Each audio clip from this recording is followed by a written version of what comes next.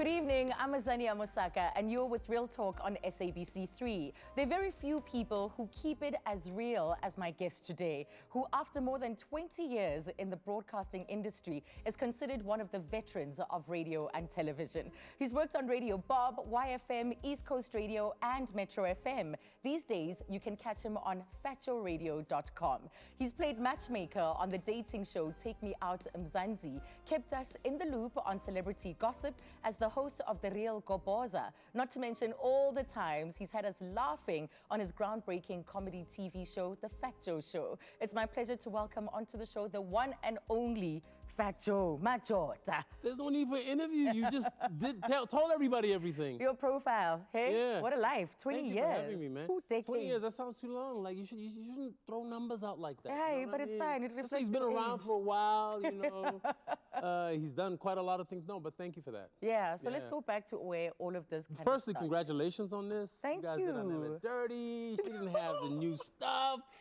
And then, like, you didn't have this. they got the vibes. You don't like, man, this is amazing. You got a new set. Like, Are you done? And you know what? We're still in the same location, but you don't have the window No. and the golden arches are New there. look, Where are everything. the golden arches? New look, everything. This is amazing. This is awesome, man. I'm glad happy you to be here. approve. Congratulations, seriously. Thank you. Glad Yeah. you approve. I had to say that. Like, you have to, like, you know, this is awesome. I can see you as a 5-year-old. Like, were you mischievous when like this? When What I'm were in you like? studios, I'm like a kid in a candy store. You know what I mean? Like, your studio is better than mine, man. Like, Ah, come on. look at Stop the having details. She's stop got having studio envy. I do have studio envy. You and could beans live in your here. pants. Like, sit still for a minute. And Is you're this in what you would Spain like? City, overlooking the best golf course in the world. Designed by Jack Nicholas. Did I say his name right? Jack We'll Nicholas loan it to something. you. Yeah. We'll loan it to you Nicholson. whenever you need. Is that okay? Yeah. Yeah, I'm glad. All right, so out of the system. Yeah, Wakaboga. Hey? I can't help it. But Joe, listen, like right now, I think we saw a little bit of a demonstration of potentially what you were like. Were you like Where? this as a kid? No, it's just that I think when you're in media, you always have to, like, you can't be who you are all of the time. Yeah. So It's just kind a of like side of you. acting. It's a side of me. So the Phat Joe person, even the name is not my real name. I picked it because it's a persona. People think that I'm like that all the time. When I was on radio, people were like, Joe must be on cocaine or something like that. Never done any drugs in my life. I don't Because you even can drink. be exhausting. Look at you now. Exactly. I don't drink. So, you know, but it is a side of me. It is not who I am. It is not the complete part of me. Yeah. It's just a side of me. So you come from what people would describe as like fine stock. Your dad had a PhD, your mom had, what, double masters and a PhD. And then you, what, tried your hand at tertiary education at 3 different universities. Yeah. I hear your dad cried when On you what? dropped out. Yeah, well, firstly, yes, I do come from good stock. You know, we all have big willies. I don't know why I said that. But no, my dad did cry when I dropped out of university. I was studying at UCT. I was doing a BSc electrical engineering degree. Went up to 3rd year. And just Finished my left 30 it. and I was like, I'm done. I had just 1 more year to go. And I just didn't, I've always been a little bit, I don't believe the hype. Like, I think that's the way I describe So no myself. regrets? No regrets. I always look, I love technology, but I also knew that a degree was gonna trap me in a space that I didn't wanna be in. Yeah. So for instance, it's a lot harder to jump and follow your dream and start from the bottom up if you've got a safety net that can start you here. And so my biggest fear was being trapped financially because I could Yeah. make more money using my degree as a starting point to starting from the bottom with nothing. And I chose to drop out and start from the bottom with nothing. And how's this building going for you? It's been rough. It's been had its rough. moments. I've made lots of money. I've lost lots of money. Yeah, because but there was I've a time when a learned- business partner kind of swindled you, right? You know about that? Yeah. You open about your stuff. What do you mean? Yeah, I do talk about that, eh? Hey, 8 figures, man. How I want much? my 8 8 figures figures? back. Yeah, it was 8 figures. It was 8 figures, yeah. Yeah. How did you come back from that? Well, my thing has always been all value comes from people. It's about people. It's not the money. It's the people, resources, and what we can do together. Yeah. I know my skill, and I know how I am if you put me in the right room, in the room with the right people. And so I've always felt like my values derive from that, not from how much money I made yesterday or I'm going to make tomorrow. Obviously, you trying to, you know, money's a scorecard, and in business, you always have to make a profit. But for me, it's never been important what I have, how much I have. Surely there was a moment when that hit you. You saw the balance. It wasn't what it used to be. It wasn't 8 figures anymore. I'm gonna tell you the truth. Losing money doesn't stress me. What gives me a hard time is self-inflicted. It's the challenges that I give myself. So I'm always trying to do what is probably the impossible. And I get excited and I want to do it. But in doing it, because it's so damn hard, I go through all these difficulties. And that frustrates me, but I feel alive. I feel like as a man, you're not alive unless you're going through difficulties. So you like the edge. You like being here. Let me give you an example. Let me give you an example. Like, I've been in situations where, like you or Anele, I'm doing a TV show. I'm doing a primetime radio show. I'm gigging all around the country or whatever, or the world. And like money, you just have bags of money at home.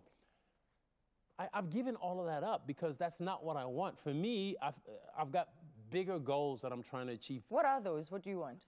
For me, I feel like I want to leave something behind that is significant, that makes an impact. My chosen field in space is media and technology. So in these 20 years, what would you say that impact has been? What's the I haven't even cracked it yet. Still? Yeah, I haven't cracked it yet. What are you aiming for? I'll give you a hint. Like many years ago, I tried to set up a cable broadband system. Yeah, I remember. If you know all around the world, there's satellite TV and then there's cable TV, digital, all around the world except Africa. And for me, I looked at cable TV and cable broadband as like the difference between tap water and bottled water.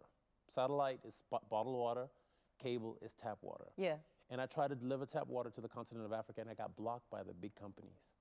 And I learned how dirty business can be. I've had over 40 lawyers in my life. So for me, it's like, I feel like I want to fight the good fight. I don't like the cheap, easy fight. I don't like the easy route.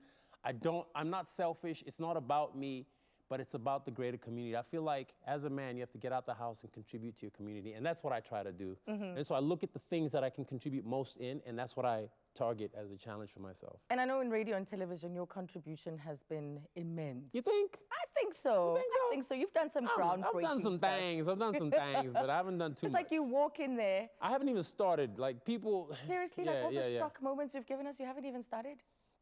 There's some stuff I'm working on now that's just like out of this world. Okay. So like that was, for me, that was like a learning area, a learning space, a time to learn and figure out how not only this space works, but how the world works in relation to media and technology. But the things I'm working on now are just like, they're uber exciting. Wow. Yeah. You have an interesting brain. You think so? Yeah, you have an interesting brain, and I want us to pick at that just a little bit, just a little bit. So there you are, this little kid. You leave the country at the age of 6. At 3, your mom went before you guys. You did your research. Yeah, at 3, your mom goes, and then you leaving you with your dad in charge. My phone, like, okay. Yeah, we've got access. Right. Leaving your dad in charge. Yes. And then you guys follow when you're 6. You come back when you're 20 to South Africa in 92. No, came back when I was 17. Oh, but it was in 92, right? 92, 17, I think. Yeah. And when you left to go to the US, you talk about feeling like an outsider. And then you come back to South Africa, it's this new dispensation, new country, and you felt like an outsider then. Does that feeling ever leave you? Well, you can relate, right? Because you grew up outside, right? No. Did you grow up here? Yeah. Why did I always think that you grew up like maybe... No, just that we've known each other for a while, but okay. Yeah. My mom was very adventurous, still is. My mom is an American citizen, dual citizen, South African and American citizen.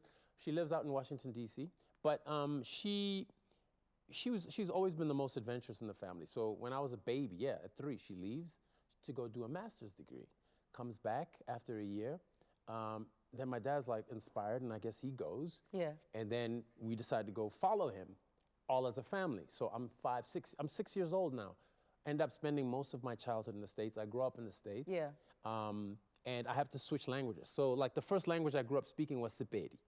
So like my mind and my brain is programmed in deep Sepedi. And then I have to go to the States, and I've got my little brother who's 1 year old, and we all have to learn English. So my parents make a decision that in order for these kids to learn English quickly and survive in the school, we have to speak English at home. So we end up speaking English, not knowing that actually you can lose your mother tongue if that happens. And so Sepedi is not my mother tongue. It's just the language that I grew up speaking. In my house, like 5, 6 languages are spoken. So I ended up growing up in the States.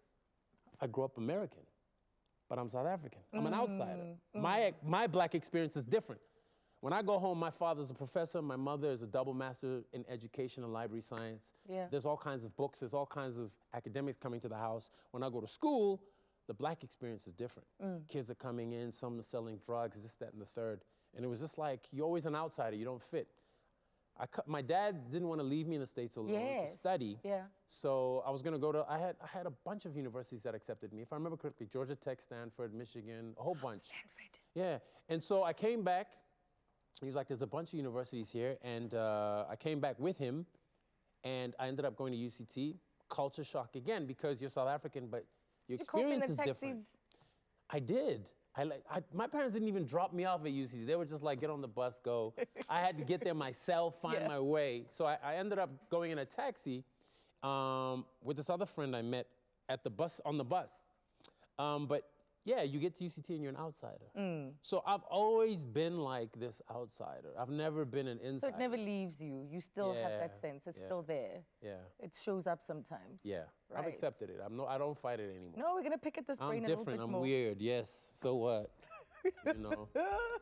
He is crazy. We promised you that much. Well, he has quit at least one job, been suspended, been reported to the BCCSA, and has even been fired a few times. No! Well, after the break, we're talking about all the controversial things Phat Joe has said on the air and what he thinks about some of those things today.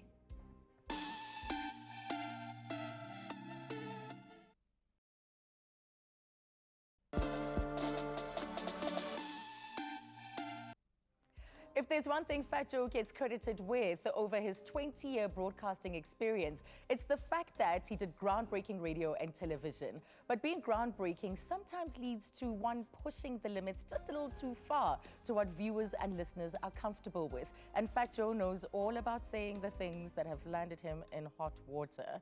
Yeah, so Joe will talk about some of those. You can't make accusations without you have to testify. When did I say something outlandish? Give me one. We'll come to those, but let's first celebrate something that you did great. It's a very groundbreaking show, the Phat Joe Show. You felt like it had longevity more than it had on air. Like, do you think it would have still gone on today? Yeah, when we put that show together, that was a plan. We did not want to go off the air. So the whole plan was we start and we build and we learn. So you have to remember when we did that show, I was producing it and I was like, maybe 25, 24, 25, somewhere there. And so the idea was we start off small and it's going to grow and it's going to become a mainstay. And my vision for it was I wanted it to become sort of like the place where Africa goes to kind of celebrate itself. We had a mission statement back then. I don't know if you know. The mission statement of that show was to celebrate South Africa. That was a mission statement. So at the time, ETV was branding itself as the colored and Indian station. I don't know if you remember. I do. And then we came on and we were like, no, we're not doing that. We're celebrating South Africa. And we had everybody on. We'd have authors, black, white. We'd have musicians alongside, athletes alongside, and we were celebrating everything great about us. And ETV decided to change, and they became a channel that targeted everyone, and that's when they brought on Felicia, they brought on Backstage, so you're part of and that they became like a all-embracing South African channel. Okay. Yeah, so they saw the vision through what we were doing. Sure. Well, there's someone who remembers those days, and we caught up with him just for a little message for you. Take a look. Hey Azza, hey Joe. There was a time where Joe and I were still starting out in radio, I suppose, and Fresh as well. And Fresh and I went on to Joe's show, and we both tied him up and took over the show. It was the first time I think that's ever been done on live television. And Joe didn't know we were going to do it, and it turned out to be quite hysterical. And ever since then, they've known that we're ungovernable in interviews. I'm actually coming to you live from London today. I hope you're having an excellent day, and it's not freezing cold. I believe it is. Be good. Live from London. That's Gareth Cliff, of course. He did that, but that was during the second interpretation of the show. It wasn't during that first series that ran on E. It was Phat Joe live on E, and then it became the Phat Joe show on SABC1. But you did came for the some more SABC1. crazy things at YFM when Fresh was leaving. Yes. You organized for you and him to strip for a bunch of ladies. What? You know what it was? And me and Fresh, I mean, we've done even crazier stuff, and I'll tell you about it. When we Even crazier. Even crazier. I'm going to tell you about it now, and there's a DVD of it out there. Fresh was like, listen, it's our final day. Come and do an interview. I'm like, I don't like doing interviews unless I've got something new to say. So I was like, how can I make this interview memorable? So what we did was a whole bunch of us partied the whole night, and everywhere I went, I just like I was like, guys, we're going to the next party. And like we went from 2-3 people partying to like almost like 100 people. Yeah. And we were, at the end of the night, I brought 100 people fresh from the club into Fresh's show at 6 in the morning. Wow. Security was like, you can't come in, you can't come in. You railroaded him. Like we stood there by the door, and he was like, Joe, only you. And then at a certain point when I knew like, okay, this is when Fresh wants to interview me, I said, guys, let's go. We bum rushed the studio. There were like 300 people in the studio. We had naked girls on the tables. Fresh couldn't get a word in. It was just mayhem. It was a party. But I thought that would be a great send-off for him. Yeah. And then after that, I went home to face the music. So yeah, like it was. Who's got the tape? Who's got this DVD of all the crazy stuff? That stuff. There's definitely videos of it. But me and Fresh did a promotion to promote both our shows. I was doing the breakfast show and he was doing the afternoon show. I came up with this idea with him, and I said, Fresh, we need to do a strip show, and he agreed. And we did this strip show called Fresh and Phat Joe Uncovered. We did it in Rosebank. What was the name of the club? I forget. It's where Harem is now, but it used to be called another club. I want to say Catch 21, or it had another name. The flyer's on my Facebook page. And we did the strip. What we did was we broadcast live on a Saturday from like 7 to midnight, ladies only. Men will only be allowed after midnight. So what happened was we had a packed house, like 600-700 women in the room, and like 10,000 boys outside, queued up, waiting to come in, and with their radios tuning in, listening to what was going on inside. And we had this live broadcast of this strip show where me and Fresh did 2 routines. One I remember vividly, we did in military outfits, and we stripped down. Like, we ripped layer not everything. No, we went all the way down to like the tiniest little thongs in the world. And now dig this is the sexy part. We had 2 female strippers with us, beautiful girls, with water guns filled with baby oil, just spraying the hell out of us. Hey, this is a PG show. Stop. Enough, and the girls couldn't grab onto us. They were slipping and sliding. It was crazy. Enough. But there's a video of this. There's 2 videos of this. Okay. I lost mine. Fresh still has his. So we need to get him to release it, just to remind us, remind us. But let's talk about some of the most serious controversies. When you're at East Coast Radio. Yes. You said. Shout out to Zane and Bunny. Something like this. You said, you mentioned that you were feeling Down syndrome-ish. Oh, yeah. And you were forced to apologize, and you were pulled off air for that. But like when you do something like that, in that moment, you know what you're doing is wrong. No, you don't, because this is how we talk.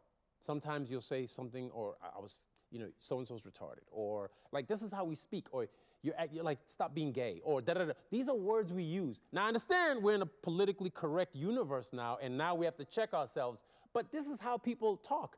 It's even worse in a locker room when boys are just talking to each other. So that day, I was genuinely like just slow, messing up, da-da-da-da, and I said it. And I didn't say it to harm. I was just saying, like, empathize with me. I'm a little low today. So what do you think of that today? What do you think of that today? It's like saying when you know better, you do better, as the saying goes. I still feel like I didn't do anything wrong, because,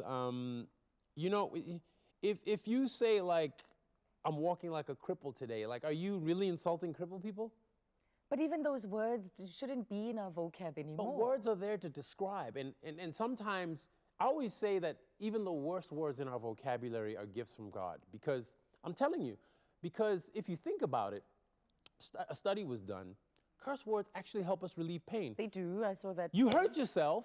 Yes. The first thing you do is say the F-bomb or whatever, but part of the reason why you do that is because it helps you relieve the pain. So we have this sensitivity about words, but we actually don't realize that they serve a much bigger, broader purpose. Do you feel a lot more censored now with the expectations of what you describe as politically correct? I think somebody with Down syndrome knows, if they were to listen to me, they'd know my heart, and if they were listening to that, they'd know where I'm coming from. The person who complained was an opportunistic woman who runs some charity, and she used that complaint to get airtime, to talk about her charity, to promote and get some. So like, it's disgusting. Now, if you listen to that, and you're a person with Down syndrome, what was worse, hearing me do that or hearing an opportunist force herself onto the Oh, platform. so now we have a to get- competition of wrongs. It can't be. Do you It's a think it's fast wrong? Do spiral you to think the what I did bottom. is wrong? Yes.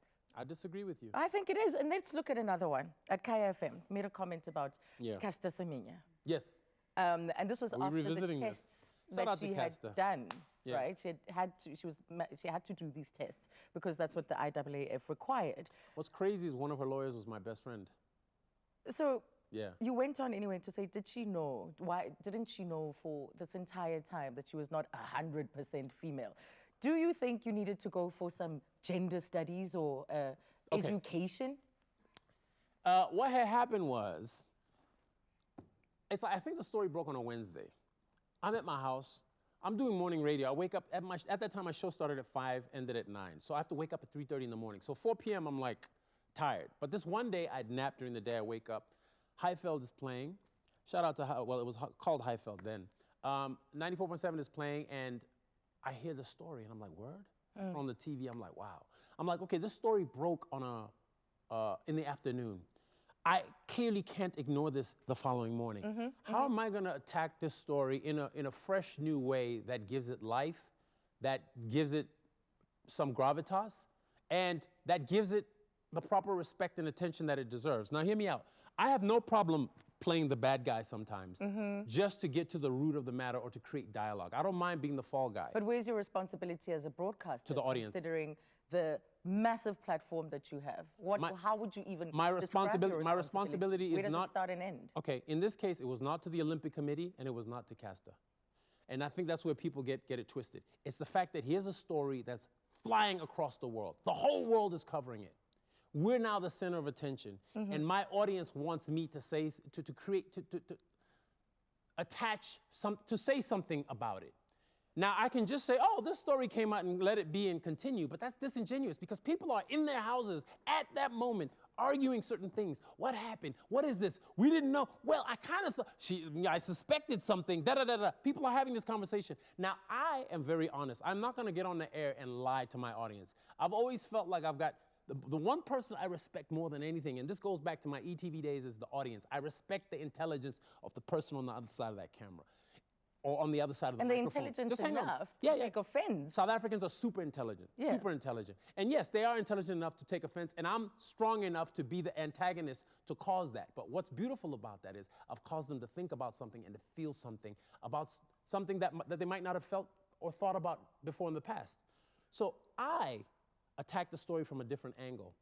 I posed a series of questions. I never offered any answers. I posed 5 questions. I posed it to my colleagues. They gave the answers, and to listeners, they gave the answers. And as we progressed, it just got more heated, more heated, more heated. It escalated. It was probably Kaya FM's biggest PR moment.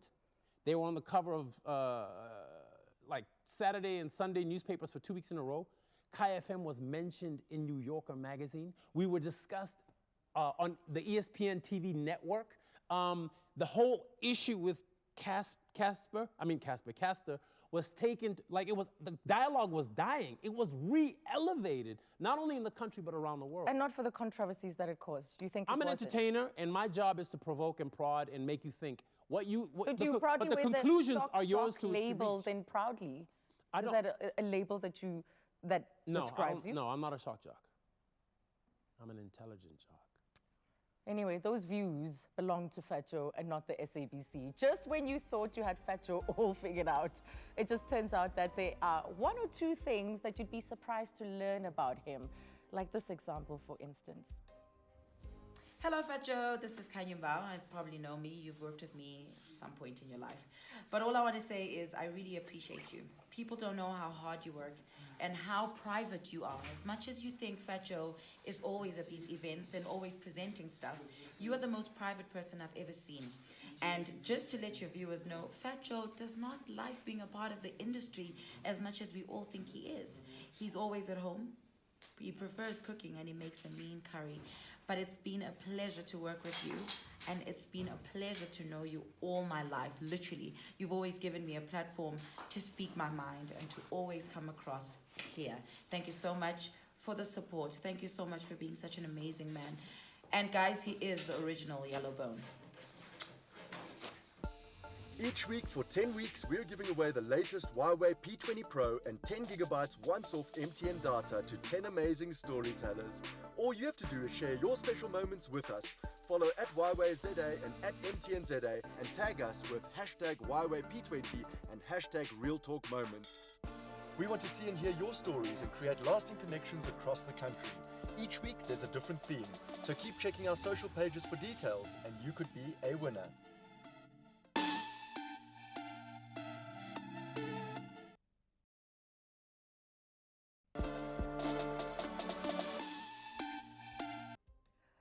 Well, it's been quite a conversation with my guest, Phat Joe, this evening. But as far as relationships are concerned, Phat Joe has endured a combination of painful memories and joyous moments. All of his priorities changed when he welcomed the birth of his son, Brooklyn, at the age of 27. But a heartbreaking loss of an ex-girlfriend was something that caught Phat Joe completely off guard. We talk about that next. Whew, Joe, you've been one of those people who's also worn their heart on the sleeve. You know, a lot of people conceal, celebrities conceal things that are happening in their personal lives. I'm glad you said that. But Are you one of out those who there like, conceal? flat air, let it hang out. It goes back to I respect the audience. When you're in radio, you ask people to call in and tell their stories. How dare you not share yours? So you're comfortable so you're with so being perfect. vulnerable. You're so perfect that when people call you with their broken stories, you the almighty just got Know it it all. together. Like I respect the audience, so I have no issues with sharing with people when I'm down. You know what I mean?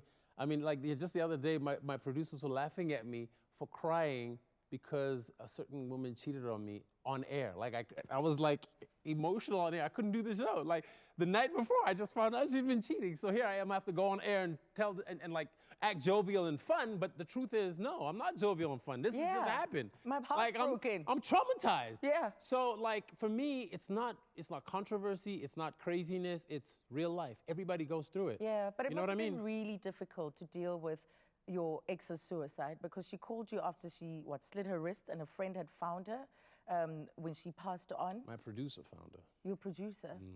You went in the same city. We were in the same city. We had a fight the night before. I threw her out of the house. Actually, it's a lot more entertaining. I can laugh about it now. So I'd gone on a date with my baby mom. And So there was an overlap with the ladies. No, there was no overlap. Oh. It was over. So I'm going home. We get home, and she's on the porch like, "What's up?" I'm like, "How'd you jump? There's like 5 fences to get here." And then she goes, "Who's this?"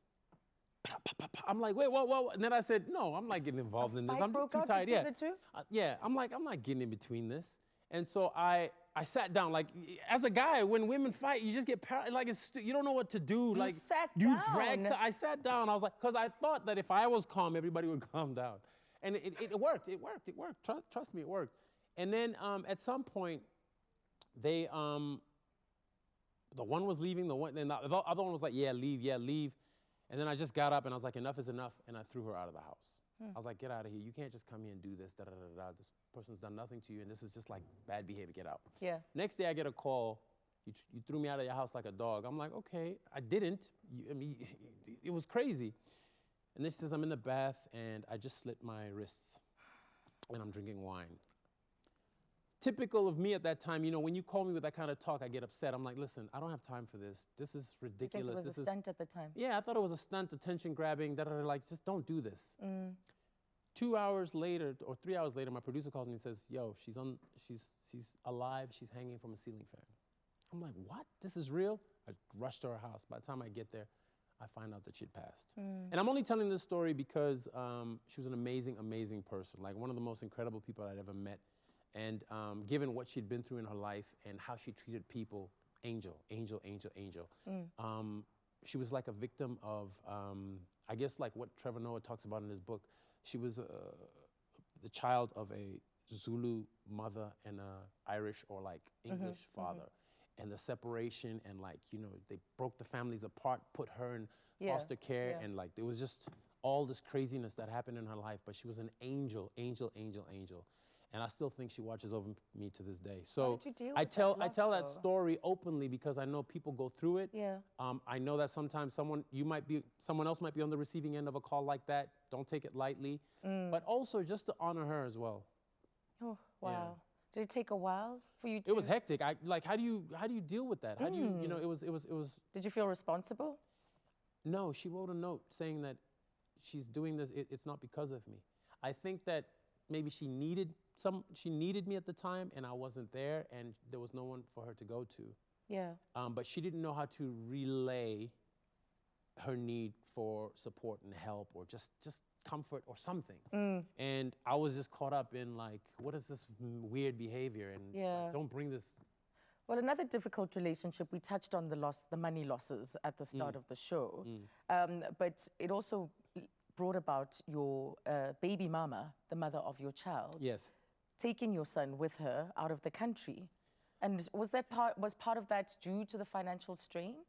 No, that's such a complicated story. I don't even think that there's time to tell it, and I don't want to tell it because obviously my son has to like hear the story. I think that's just one of those stories that's just for me. Yeah. But was it hard for you as a dad? Yeah. Here's the cool thing that I learned about that story, guys.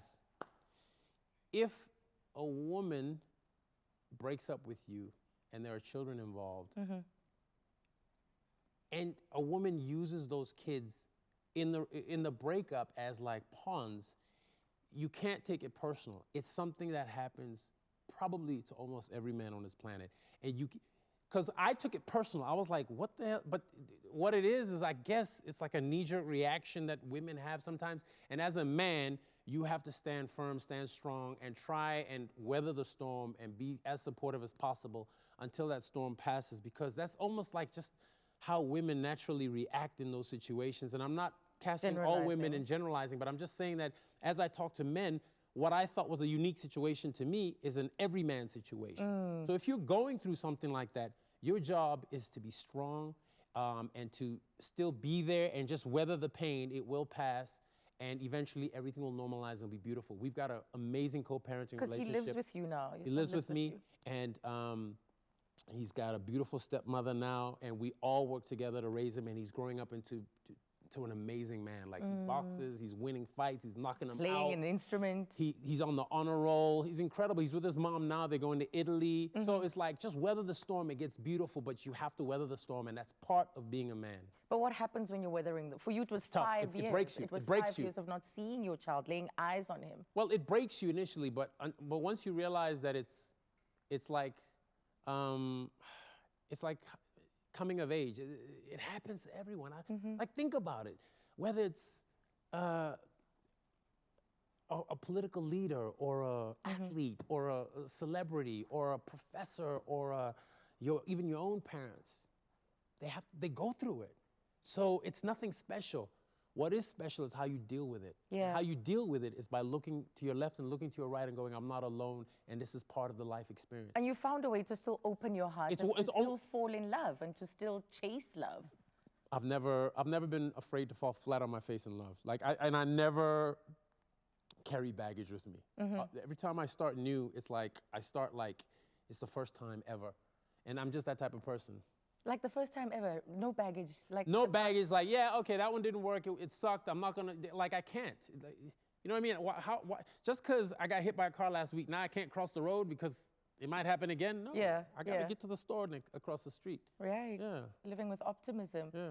Well, thank you to all of you, for keeping those tweets coming. Just keep them coming. Keep tweeting as you're watching Phat Joe tonight. And if you would like to ask the man himself a question, then you can do so via WhatsApp. Use those voice notes. Keep them to about 20 seconds. More with Phat Joe after the break.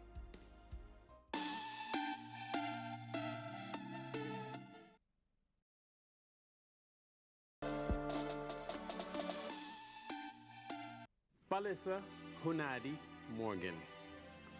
You're always harassing me to tell you why I love you, and I always blush and turn red.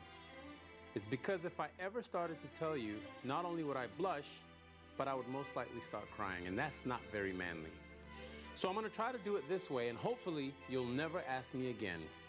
So here are 5 reasons why I love you so much. Number 5, you're the most beautiful, sexy, and angelic woman I have ever met. Number 4, you take care of me and feed me. That's such a turn on. OMG, I'm turned on now. Let me focus. Number 3, You're a woman of God and pray for all your loved ones more than you pray for yourself. Number 2, you love my son and my family like it's your own, and that means the world to me. Somehow, you've managed to make Brooklyn love and respect you like his second mom. Number 1, you love me more than anyone has ever loved me before. Your love is undeniable, ever present, so real, you could touch it, so bright that everybody can see it. Phew, I hope you never ask again. Please, Vanessa Morgan, will you marry my father?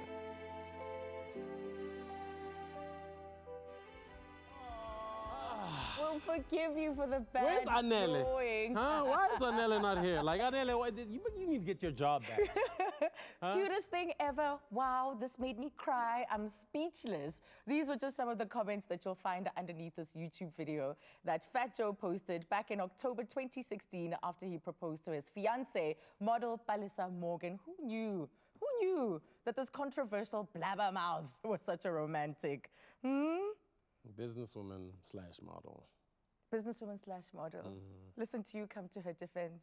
That's People what a man in cried love because does. of what my son did. Like, I did that together with my son, so we proposed together. Oh. And so his part stole the show. He just killed it. And he wrote it. Like, we wrote, I said, I wrote my part, and he wrote his. He didn't tell me until I saw it, and I was like, dang. So how did you get her to agree to marry you? I mean, look at you. Yeah, no, firstly, I had to convince her to take us as a package of 2. Yes. Right? So there's 2 of us. But yeah, look, it was easy. She made it easy because she's an incredible How did you meet? woman. I want to hear about your game, your We were introduced by a mutual friend. That's a story I like to say, but we met in a club. We met in a club. Like, but it wasn't like what you think. It was like, I went to this club. It was, you know what? Shout out to Casper and AKA, because that's how I met. So Casper and AKA were beefing. Casper AKA released a song, I forget what it was, but he was going at AKA. Yeah. I mean at Casper. And there was a party where AKA was gonna be, and I knew Casper and them were gonna be there. And I was like, if it's gonna jump off. This is after the gun incident. I was like, You gotta be so there. I called my front man row who owns the club. I'm like, I'm there. And then I had a nice seat, and I'm like, waiting for that So show. AKA's people over there, and then Casper's people, I was like, it's gonna jump off at any minute. While I'm there, there's this girl there, and I'm like, I asked my man who runs the club, I was like, who's this? And it turns out it was his childhood friend. Oh. And he introduced us, and I ended up ignoring Casper and AK and talking to her the whole night. We even left the club and spoke in a restaurant. And we've been together almost like every day ever since. How does she make you better? I guess it's cheesy, but she completes me. She was saying the other That day. is the thickest cheese. No, but I'm ever. gonna get more cheesy. She was saying to me the other day, it's very rare that you meet somebody that echoes your own thoughts. So it's like, whatever I say, it's not that we complete each other's thoughts, but it's like, You're in sync. I You're agree. aligned. You're right. Yeah, we're so in agreement on so many things that very little has to be said and spoken about. Half the time we just like spend our time like laughing at all the things we agree about, and like how crazy the world is and how people are and da-da-da-da. But she's amazing. She's smart. She's intelligent. She's beautiful. You know what I'm saying? You know what I'm saying? Like, I only do beautiful. I only do beautiful. But she's also hella younger than you. You better Phat check Joe. my track. You're like what? But You're 43. have you checked how young my spirit is? Okay. Yeah. Is that what bridges the gap? No, but like, age ain't nothing but a number. But yeah, she's younger than me. But she's actually older than, I did not know she was that young. So like, remember I told you we spent every day together. Then one day I asked how old she was, and I was like, what? And I had to think about it, and I'm sure she had to think about it, but I was like, there's no thinking necessary, because she's so mature. She always says she's like an old soul. Even when you hang around her, all her friends are a lot older than her, and like she takes my son to school, and all these like old mamas want to hang out with her, and like that's who she is. So And the it's two really of them, cool. clearly, even before this proposal, were Thick getting as along. thieves, and like in the beginning it was a bit tough, I think, for her, but I think like you saw there, like those were his words to her. Yeah, yeah. You know, and he basically said like, I want you to be my stepmom, and that for me was very Who important. says no to that? Yeah, exactly. Who says no to that? Yeah. So are there more kids on the cards? Man, we to God be the glory. To God be the glory, oh, Me, I'm not tying my subs, oh, you Yes. know. whatever happens, happens. Yeah. You know? Yeah, so like, yeah, if we have 10 kids, we'll have 10 kids. If we have no kids, we'll have no kids. But we also want to adopt and stuff like that, so that's cool. Yeah, that's good to hear. That's good to hear. But that's a discussion or topic for another day, you know, the Yeah. adoption rates in this country. So I commend you for considering that. So there's clearly this romantic side to you. We're also hearing reports of an course. island wedding. An Is that island still on the wedding? No, cards? that's dare I say, Somizi? Yeah. I know, I wasn't supposed to say anything. I know, I'm sorry. So is I it let the still- cat out the bag. Oops. He gets so upset with me for revealing secrets. Is it still No. happening this year? The wedding, that is. Listen, it was supposed to happen in April. And it didn't happen in April. And part of the problem has been me, my schedule, and what's going on in my life and business-wise. So, like, yeah, I don't even want to get into the details, but yes, there will be a wedding. This It's year. gonna be amazing. Yeah, we've got some dates that we're targeting this year, but like, just work with me here. Work with me. Okay. All right, just work. I'm with gonna write me, my post-it. And if it does happen, you know, it's gonna be like, you know, it's not gonna be, you know, front page Sunday Times. I just want an No, it's just invitation. It gonna doesn't have to be on the yeah. front page of the Sunday Yeah. papers, but I want an invitation. Well, it's almost time to wrap our conversation with Phat. After the break, it'll be time for a little game of accepted or declined. Stay with us. Are you ready? Each week for 10 weeks, we're giving away the latest Huawei P20 Pro and 10 gigabytes once-off MTN data to 10 amazing storytellers. All you have to do is share your special moments with us.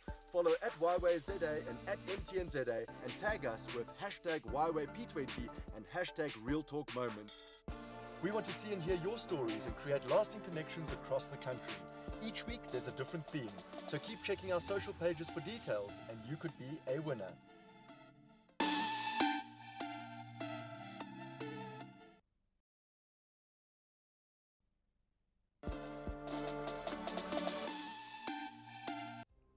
Well, part of being a good broadcaster is keeping up to date with everything happening in the world around you and sticking to your opinions regardless of how much people agree or disagree with you. Phat has never been shy to say what he thinks, so we're going to play a game with him called Approved or Declined. You've got your sign ready?